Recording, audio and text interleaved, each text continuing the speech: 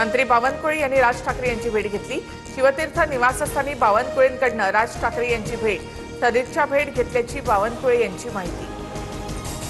भारत माता की जय म्हणू, पण वंदे मातरमला आमचा विरोधच, समाजवादी पक्षाचे प्रदेश सरचिटणीस फरहान आझमी यांचं वक्तव्य। तर अबू आझमी यांना फंड दिला की ते सगळं करतात, मनसेच्या संदीप देशपांडे यांची टीका। पश्चिम बंगालमध्ये सुवेंदू अधिकारी यांच्या पीएची गोळ्या झाडून हत्या। मध्यमग्राममध्ये भर रस्त्यामध्ये गाडी अडवून फायरिंग, दुचाकीवरून हल्लेखोराने 6 ते 10 गोळ्या झाडल्या। चंद्रनाथ रथ यांच्या छातीमध्ये गोळी लागल्यामुळे त्यांचा मृत्यू। हत्या प्रकरणात एसआयटी स्थापन, आतापर्यंत 3 आरोपींना अटक। सीआयडीच्या पथकाकडून घटनास्थळाची पाहणी।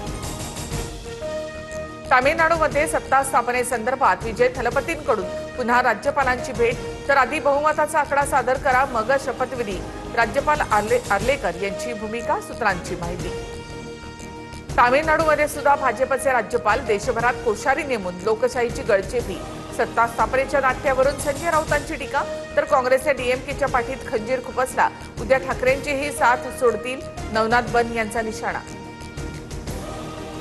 सराफ बाजारामध्ये सोनं चांदीच्या दरात सलग दुसऱ्या दिवशी मोठी वाढ।